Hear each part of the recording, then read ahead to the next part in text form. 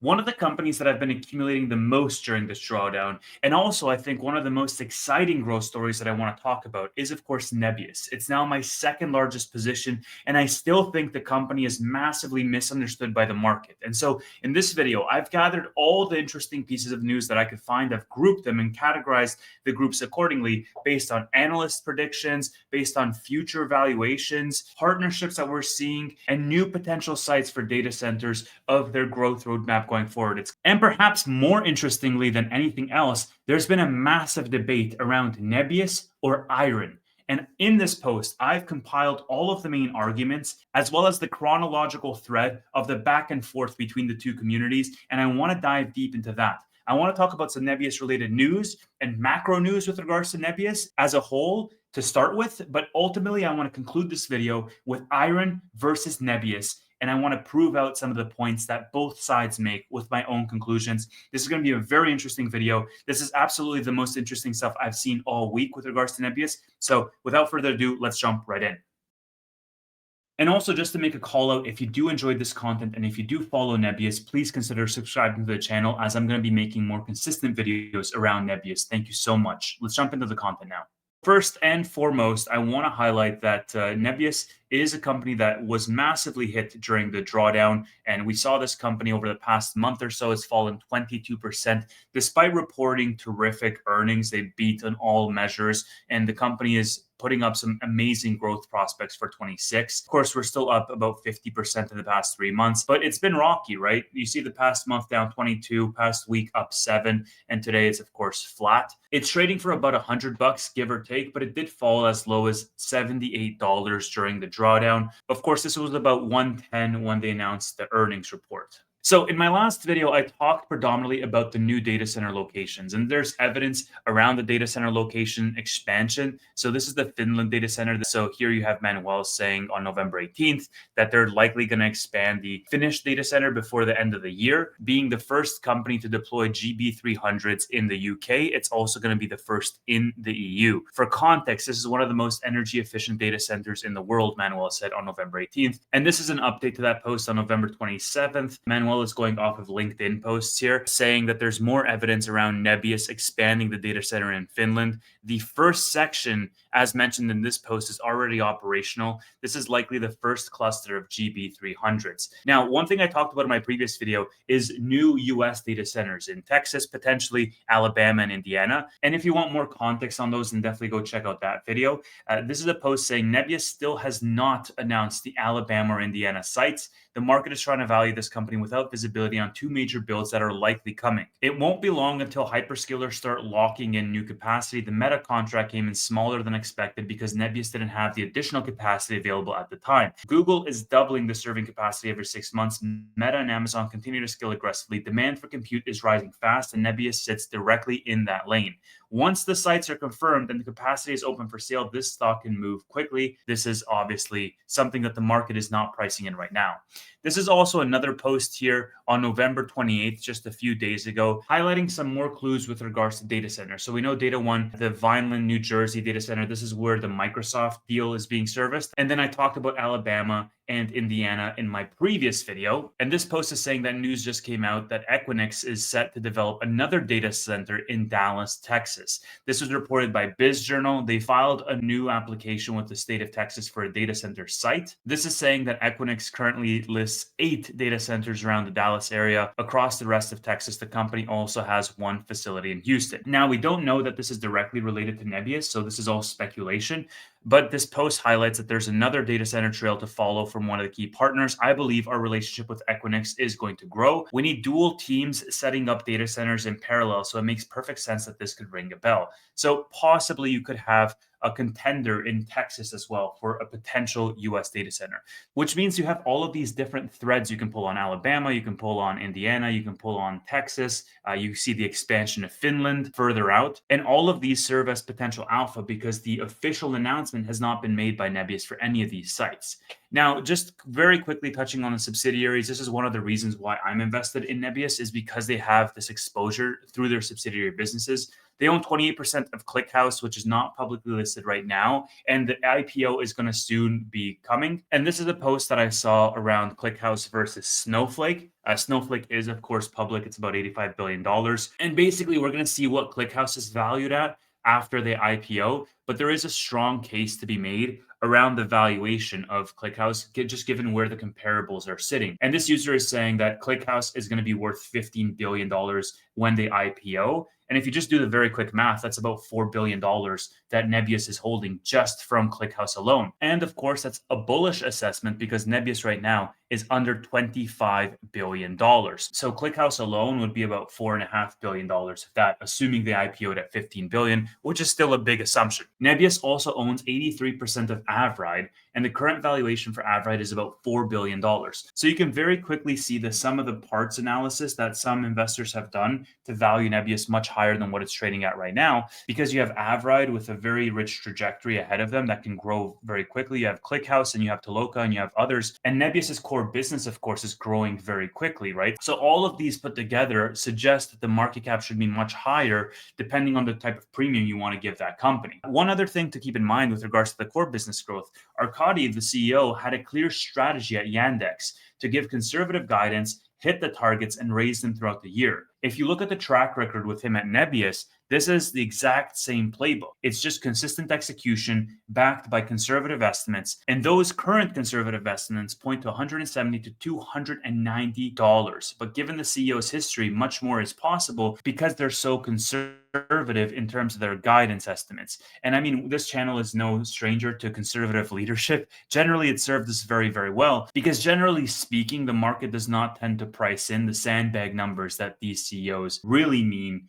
versus the numbers that they give out. Here you have an analysis around the revenue projections for Nebius. Of course, this is based on if they achieve their December 26 ARR guidance. If demand remains strong in the AI build-out phase, they can grow very, very quickly. But again, I think a lot of this depends on the demand and the build-out to serve that demand.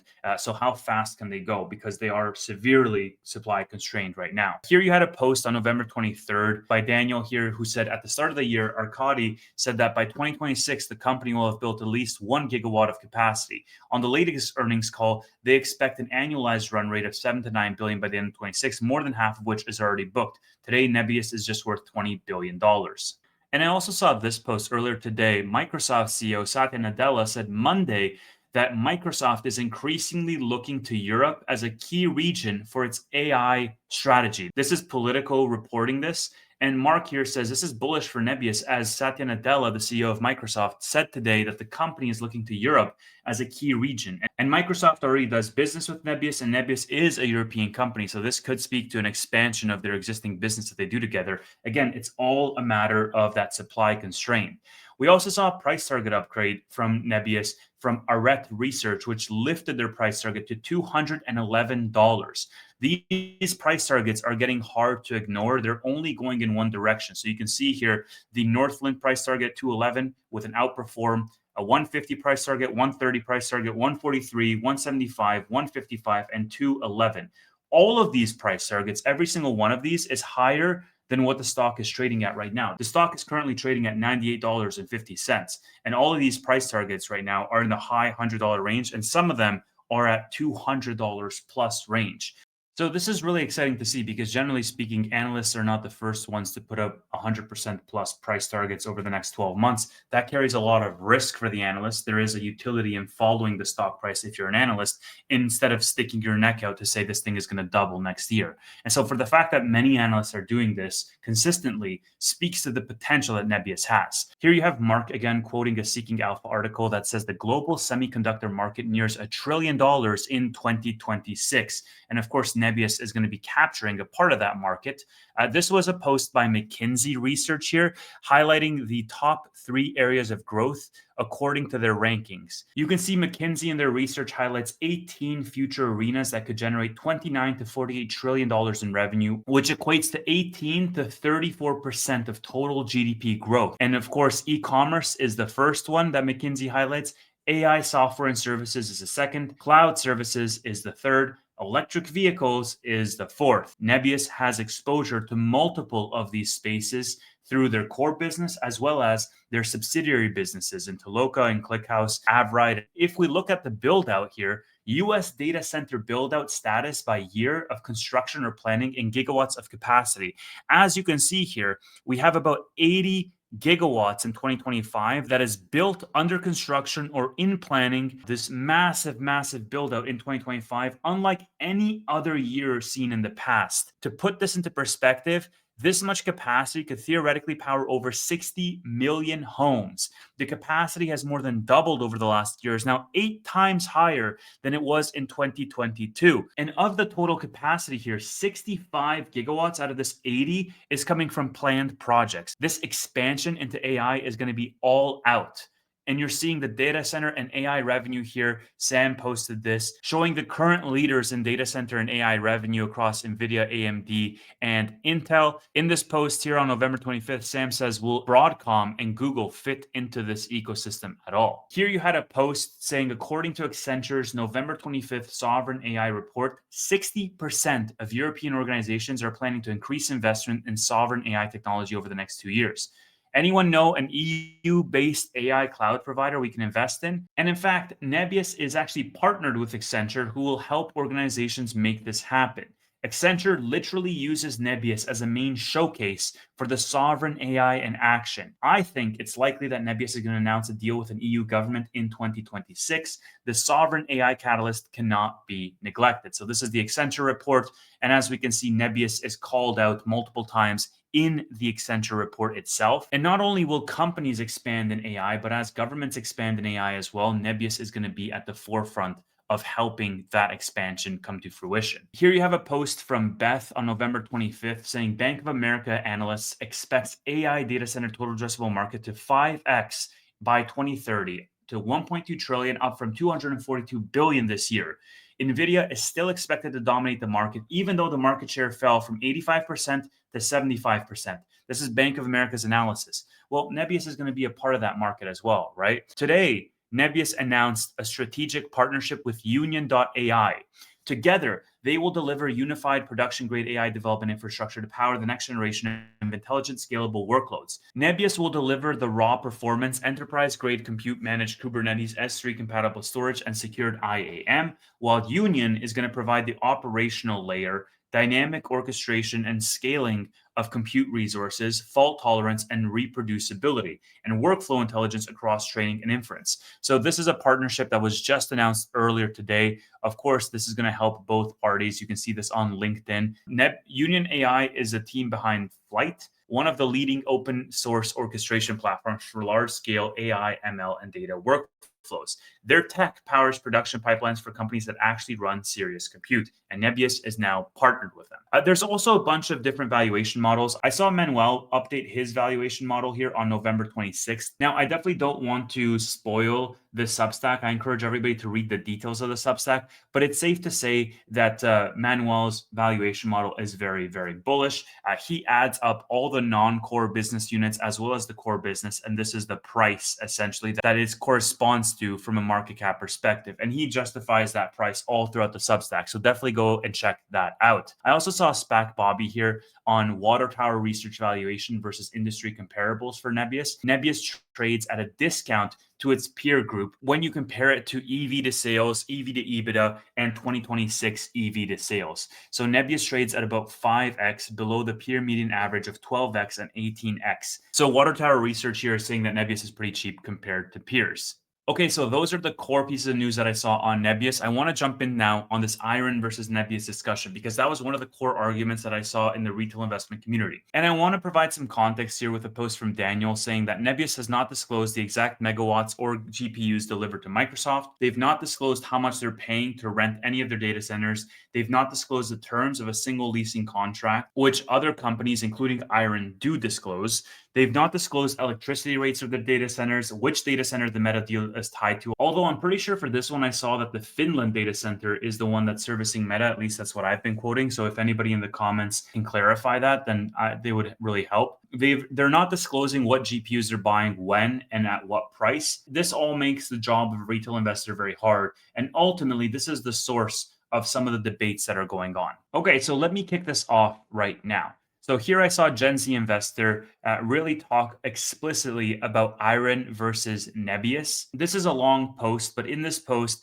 basically he argues that Nebius is actively competing in the AI revolution with superior technical and strategic positioning, while implicitly treating IREN as more of a commodity infrastructure here. He says that Nebius has already proved that it's superior when it comes to infrastructure as a service, saying that Nebius is much more than a bare metal provider. And he provides this analysis saying IREN is like a drag car that focuses on straight line speed racing only, and Nebius is like an F1 car that needs to be capable of doing everything: speed, acceleration, handling, downforce, so on and so forth. IREN is targeting hyperscalers with bare metal offerings. Nebius can target anyone from startups to large enterprises, so on and so forth. He highlights the token factory as well here as a differentiating factor that builds them up for scale.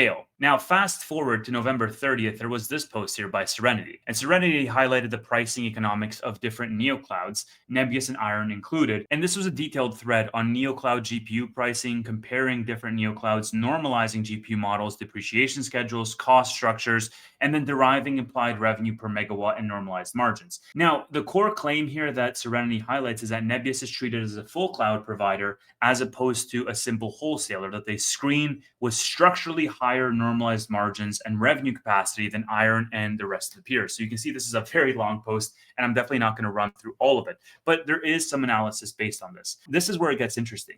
So here you have Agrippa, another user, who quote tweets Serenity's thread and calls it incredibly poorly researched, attacking both the factual assumptions and the conclusions. Now, this is also a very long post, so I'm going to highlight some of the key points in the critique.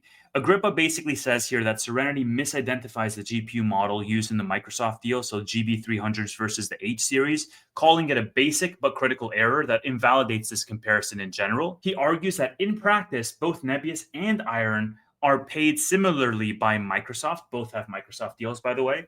But IREN secured a large prepayment, around 20%, which materially improves IREN's IRR and risk profile relative to Nebius's under the same deal template. Basically, Agrippa's message here is that if your hardware and contract assumptions are wrong, your Nebius structurally superior to IREN margin math collapses. So he basically lays out his case here around why this is wrong and why Nebius is not actually superior to IREN. Now, this is also another post here by Gen Z Investor, and this is honestly like drama. This is like the Real Housewives for stock investors. I love this shit. So Gen Z Investor here frames Agrippa as highly regarded in the FinTwit space. He suggests that dismissing Serenity's analysis so aggressively is unfair, especially given the complexity of neocloud economics. And again, I want to go back to the fact that a lot of these numbers are just not provided by Nebius. And so we're left to basically argue and bicker amongst each other as to who is better on a unit economics basis because we're operating with incomplete data. Back to Gen Z's post here, he argues that Nebius's core stance is that they still have superior revenue potential per GPU and a better long-term position relative to IREN once you factor in the platform economics, not just the IRR on a single Microsoft channel. So he's basically saying that, hey, look, Nebius is a more diversified business, especially when you take the non-core business segments in their ownership structure in the other businesses. And so if you take out the Microsoft deal, then Nebius has better long-term potential than IREN in general. Now, there's a whole response here from Agrippa as well that rebuts this. I also want to point to this post here from Marcos because I thought it was very well done. So Marcos jumped in here, and he basically had a long thread of his own, explicitly referencing this conversation between Agrippa and Serenity. He argues that both are doing serious work, but modeling in different economic engines inside Nebius. Marcus here highlights that Serenity is modeling Nebius as a full AI cloud platform with higher value workloads and broader services, whereas Agrippa is modeling Nebius as a GPU wholesaler to Microsoft, focusing on IRR, prepayments, and leverage on that wholesaler channel. Marcos concludes that both frames can be right in their own lane. You cannot value Nebius only by looking at the Microsoft wholesale IRR, nor can you extrapolate platform-style margins onto a wholesale contract. Now, to make this even thicker of a plot, you had another person jump in here. Hyper AI Capital jumps in. And here, Hyper AI Capital is on the camp that Nebius stands out relative to IREN as the cleanest AI infrastructure upside.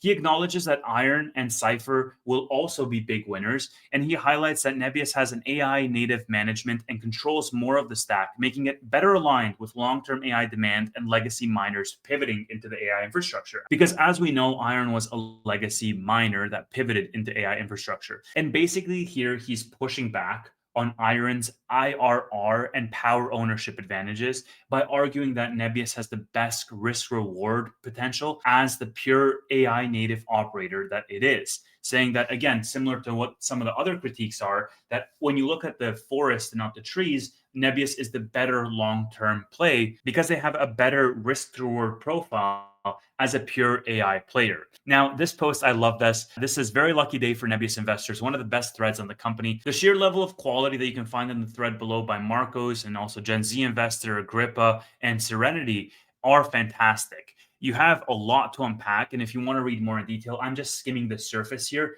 But all of these posts could warrant their own video because they all make great points. Now, you have one of our favorites here commenting, Nate, who basically says, why is everybody surprised that Microsoft is not using Nebius for its software layer? They're being used for bare metal compute just like IREN is. Hyperscalers keep their software stack in-house and only outsource one thing, the raw compute capacity. This is why Microsoft is working with both Nebius and IREN in the same way. That's not the investment thesis. The hyperscaler deals validate Nebius's operational capacity. They prove that they can deliver power, land, and ready to deploy GPU capacity at the highest standards. They provide revenue and credibility, but they're not the reason to own the stock. Nate here says that the real thesis is that Nebius is building an AI-focused hyperscaler of its own. Not a general cloud like AWS or Azure, but a purpose-built AI infrastructure platform that enterprises and startups can actually access. That matters because most companies cannot do this themselves. They cannot run their own data centers. They cannot negotiate GPU supply and build networking fabrics or operate distributed training environments in the way that hyperscalers can. So basically, Nate here is highlighting the bull case for Nebius and why it stands out as unique. Now, I want to dive all the way out of this rabbit hole that we've gotten ourselves into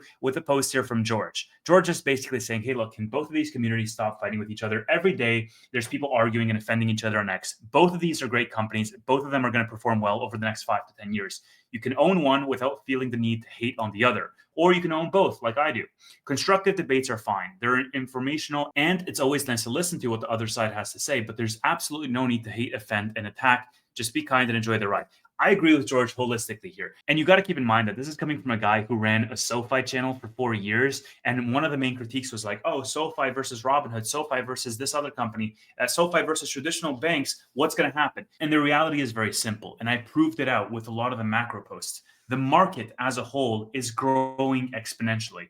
The total addressable market is growing. The build-out capacity is growing. There's going to be more than one winner in this space. There's multiple hyperscalers. There's multiple providers. And similar to what George said, there could be multiple winners. And there probably will be multiple winners over the course of the long term. So you could dive into the nitty-gritty around why IREN wins and why Nebius wins and why Cypher or whoever else wins. But ultimately, there's going to be more than one winner. One of the reasons why I'm invested in Nebius is very in line with what Nate was saying around their competitive advantage. I also love the fact that they have exposure into these other markets through their non-core business units. I talk about that all the time. And I think that they're going to be well positioned to take a good chunk of that market. But by saying that, I'm not discounting what IREN is doing. I don't know that much about IREN, but I also think that they're going to be a winner because you're playing in a space that's expanding. It's not a space that's contracting that forces a winner take most type of market. It's a space that's expanding, which is going to have multiple winners. Anyways, I hope this video was something that you enjoyed. I hope it was not too convoluted. I think the Nebius IREN conversation was by far the most interesting piece of news that I read this week. And I really wanted to highlight it for the viewers because I think it's an interesting conversation to be having. But again, like I said in the beginning of this video, most of the wider market does not even understand what Nebius does, let alone what differentiates them relative to IREN. And a lot of it is because Nebius doesn't offer all of this nitty-gritty detail. And I think once they do in the near future, we're going to be able to have a more well-informed debate amongst ourselves. Hope you enjoyed this video. Thank you so much for watching. If you want more Nebius updates in the future, please let me know as I am covering this company more actively now, given that it's my second largest position. Thank you so much for watching, and I'll see you in the next one.